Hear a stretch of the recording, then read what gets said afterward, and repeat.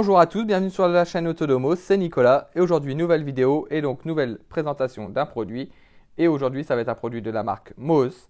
Donc ça va être un détecteur de présence humaine.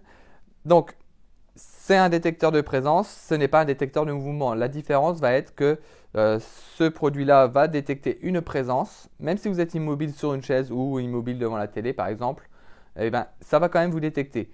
Contrairement à un détecteur de mouvement qui lui va détecter un mouvement.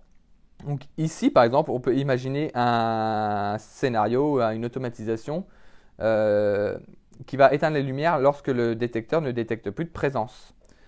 Lui, il ne détectera plus de présence, il n'y aura plus personne dans la pièce, il va éteindre la lumière. Contrairement à un détecteur de mouvement qui, lui, on va pouvoir faire le même type d'automatisation, de scénario, mais lui, il va éteindre la lumière s'il ne détecte plus de mouvement. Mais vous pourrez être toujours dans la pièce, même si vous êtes immobile, vous êtes toujours là, mais il va quand même éteindre la lumière s'il ne détecte plus le mouvement. Lui, il va détecter vraiment la présence de la personne, même si elle ne bouge pas. Donc comme d'habitude, on va faire le tour de boîte, voir un petit peu ce qu'ils nous disent sur ce produit-là, le déballage, l'installation sur l'application, etc. Donc, on va faire le tour de boîte. Donc, qu'est-ce qu'on voit en premier? Donc, on voit que c'est un produit de la marque Moos. C'est un produit qui est propulsé par Tuya, donc qui va pouvoir être installé sous l'application Tuya Smart Life. On voit donc que c'est un détecteur de présence humaine. On voit le petit visuel du produit. On va y revenir après une fois déballé, donc vous verrez à quoi il ressemble. On voit également donc, que c'est compatible avec les assistants vocaux de chez Amazon et de chez Google. Si on tourne ici, donc on voit donc on peut régler des channels qui les contrôlent la voix, l'application. Ici, on retrouve donc la référence du produit. Ici, donc c'est un modèle qui fonctionnera en Zigbee 3.0. Donc vous aurez besoin d'une passerelle Zigbee pour pouvoir l'utiliser. Donc une passerelle Zigbee Tuya, enfin sur Tuya ou sur une solution type Home Assistant ou JDOM. On va revenir après. À l'arrière, on retrouve les spécificités du produit, donc le nom du produit, donc l'Human Presence Sensor, la technologie, donc ici ils n'ont pas entouré, mais donc celui-ci c'est un modèle en Zigbee, donc il existe également en Wi-Fi et en Bluetooth. Il fonctionne sous une tension de 12 volts, 70 mA, une température de moins 20 à plus 70 degrés. Il a une distance de détection de 0,3 à 9 mètres. Par défaut, il sera réglé sur 6 mètres. Donc ça, on va voir dans l'application, on peut le régler. Et la dimension du produit, donc c'est un diamètre de 93 mm par 30 mm de haut. On retrouve ici donc les petits réseaux sociaux de la marque Moos. Et voilà. À l'arrière, donc on retrouve également les petites adresses et services, etc. De la marque. Donc voilà pour le tour de boîte, on va procéder au déballage, voir un petit peu ce qu'il y a à l'intérieur et à quoi il ressemble réellement ce produit. Alors, à l'intérieur, hop, on va l'ouvrir, on va voir tout de suite ce qu'on a dedans. Donc, on se retrouve directement donc, avec le capteur ici et qui a une petite, hop là, voilà, et son alimentation. Donc, on va y revenir après. On retrouve également deux petites notices, enfin une notice d'installation et une notice de conformité comme dans tous les appareils de ce type-là. Donc voilà, on retrouve les petites notices. Bon, on va voir, on n'aura pas l'utilité. On peut les remettre dans la boîte. On va mettre la boîte ici. Et donc le capteur, lui, il ressemble à ça. Donc, on va le sortir du sachet. Donc voilà à quoi il ressemble. Donc c'est un capteur qui ressemble un peu au spot encastré. Il vous faudra donc l'encastrer soit dans votre plafond, soit dans votre mur. Donc c'est le même système que les spots encastrés. Donc vous faites un trou à la scie cloche du diamètre correspondant à l'arrière du capteur. Et vous venez juste le clipser à l'intérieur et ça va tenir grâce à ces deux petits maintiens en ressort de chaque côté. Donc c'est vraiment le même système que les spots encastrés. Et ensuite ici donc on retrouve, hop, je vais mettre ça de ce sens là, l'alimentation. Donc l'alimentation, elle, c'est une alimentation standard en 240 volts et qui va vous restituer du 12 volts en 500 mA. Donc voilà, pas grand chose à dire. Hein. Hop, le branchement se fera via les deux petits câbles ici, donc la phase, le neutre, et rien de plus. Si vous ne souhaitez pas utiliser cette alimentation-là, vous pouvez utiliser une alimentation compatible, hein, je dis bien compatible avec les mêmes caractéristiques. Il en existe des plus petites des plus facilement intégrables dans un plafond ou dans un mur, ça va dépendre de votre installation. Et vous voyez qu'ici, on peut dévisser et remplacer l'alimentation au besoin. Donc voilà, après on retrouve donc les petites caractéristiques ici qui sont reprises sur le produit en lui-même. Donc on retrouve le numéro du modèle, le protocole Zigbee, la tension de fonctionnement, etc., les dimensions du produit. Ici on retrouve le petit bouton pour la mode appairage. Donc il suffira d'appuyer longuement dessus pour le mettre en mode appairage. Donc on va voir ça tout de suite après. Donc voilà pour le produit en lui-même, à quoi il ressemble. Donc une fois posé au mur ou au plafond, ça va être quand même assez discret. Après, à savoir quand même qu'il est quand même assez gros. Enfin, comme vous pouvez le voir sur la vidéo, il est quand même assez gros en niveau diamètre. Donc ça peut en rebuter certains, mais après voilà, ça reste quand même un produit assez discret une fois qu'il est installé. Donc voilà pour le déballage du produit, la présentation du produit physique de ce capteur de présence de la marque Mose. Donc pour l'installation électrique, hein, comme je vous le disais juste auparavant, il n'y a rien de plus simple. Vous venez juste prendre un petit wagot et vous y branchez donc, le neutre et la phase. Donc, et vous venez l'installer donc, sur votre installation électrique comme ceci. Donc voilà, rien de compliqué à ce niveau-là. Donc, après, ça va dépendre de votre installation électrique, mais il n'y a rien de compliqué pour le branchement à proprement parler du détecteur de présence. Pardon. Donc voilà, ici donc, je l'ai branché. Donc on ne voit rien en premier lieu.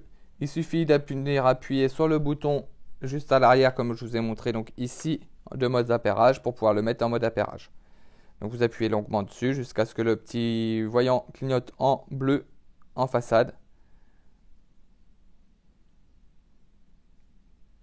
Donc voilà, hop, voilà, là il clignote en bleu. Donc le détecteur de présence est en mode appairage. Il vous suffit maintenant de vous rendre sur l'application. Donc ce qu'on va faire tout de suite. Alors voilà, ici on est donc sur l'application Tuya. Donc ce sera la même chose pour l'application Smart Life. Hein, comme je dis à chaque fois, ce sont deux applications identiques. Alors, il vous suffit d'appuyer sur le petit plus comme d'habitude en haut à droite, ajouter un appareil. Vous sélectionnez la passerelle donc Zigbee parce que c'est un produit Zigbee. Hop. Et d'ici quelques instants, normalement, la passerelle et l'application devraient détecter donc, le détecteur de présence. Donc, il faut patienter un petit peu et normalement, en haut, on devrait pouvoir retrouver l'appareil détecté.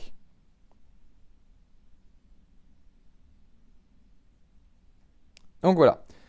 On voit qu'il a détecté l'appareil, donc on retrouve le petit message Human Presence Sensor peut désormais être utilisé. Vous appuyez seulement sur Ajouter. Ici, donc, comme d'habitude, le petit crayon, vous pouvez renommer l'appareil et lui dédier une pièce où le détecteur sera installé. Vous faites terminer et maintenant la page du détecteur de présence s'ouvre. Donc, comme on peut le voir, on se retrouve avec quand même déjà pas mal d'informations. Et une information qui ne nous était pas donnée à l'origine sur le produit. Et donc, c'est une bonne surprise également de trouver ce petit capteur-là en plus sur le capteur en lui-même. Donc, on va procéder comme d'habitude. Le petit crayon en haut à droite, on retrouve toutes les informations de l'appareil, les compatibilités avec les assistants vocaux, les notifications de leur ligne, les mises à jour de l'appareil, etc. Donc ça, c'est quelque chose de basique, de standard sur un produit propulsé par Tuya. Donc, on retourne sur la page d'accueil. Ici, on retrouve quoi? On retrouve plusieurs informations. Donc, on retrouve en jaune ici, comme quoi que le détecteur a détecté une présence. Voilà, donc une présence humaine. Donc, il capte une présence humaine. Donc, je vais le retourner, essayer pour qu'il ne me capte pas. On va attendre un petit peu et on va passer donc autre chose en attendant. Juste en dessous, comme vous avez pu le voir, il y a Illuminance. Illuminance, c'est donc... il est intégré dans ce capteur de présence un capteur de luminosité. Donc c'est très bien, c'est quelque chose qui n'était pas précisé sur l'emballage et pas précisé non plus sur le site d'achat. Donc on se retrouve avec un détecteur de luminosité. Donc c'est une bonne surprise. Donc après, à voir s'il est précis ou pas, ça va être difficile de le dire avec sans appareil qui mesure la luminosité précisément, on va dire un appareil prouvé et approuvé. Mais au moins, ça a le mérite d'exister et vous pouvez quand même faire des scénarios et des automatisations grâce à ce petit capteur-là qui est en plus qui est en plus dedans. On retrouve quoi juste en dessous? Donc on retrouve un bouton sensitivité. Donc en cliquant dessus, ici on va pouvoir régler donc la sensibilité du détecteur. Donc comme vous pouvez le voir, de 0 à 9. Donc vous allez pouvoir régler la sensibilité de détection de présence humaine de 0 à 9. Vous pouvez régler ici la distance de détection, donc jusqu'à 9,5, de 0 à 9,5. Donc pour une détection dans un périmètre, un rayon, dans une distance par rapport au capteur de 0 à 9,5. Hop, le maximum, donc pareil. Donc vous allez pouvoir... Donc, alors, je reprends. Ici, ça va être à quelle distance vous souhaitez que le capteur commence à détecter une présence humaine. Donc, par exemple, je veux, par rapport à son point 0, je veux que le détecteur de présence commence à détecter une présence à 3 mètres. Donc, entre 3 mètres et, par exemple, ici, 6 mètres 80, il va détecter une présence. Si c'est en dehors de cette zone-là, il ne détectera pas de présence. Donc c'est très bien, ça peut vous... S'il y a une zone où vous ne souhaitez pas que le capteur détecte s'il y a une présence ou non, ben, vous pouvez la définir ici. Ici, vous pouvez définir le délai. Donc ça peut aller jusqu'à 1500 secondes. Donc, on va remettre...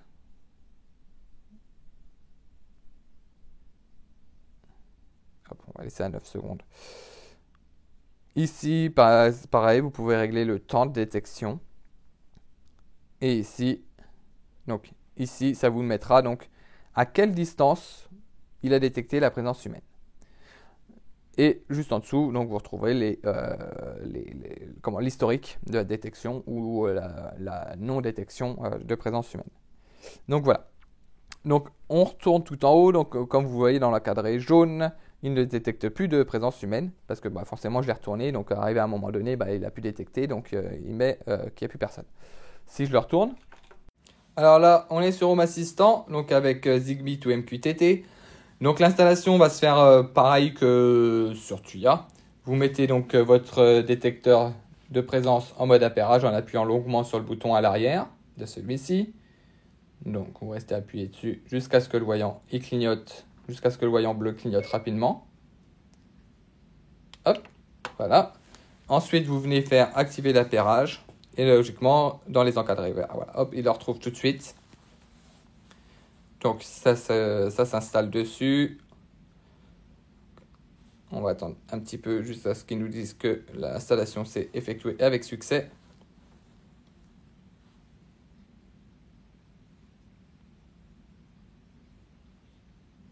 Donc voilà.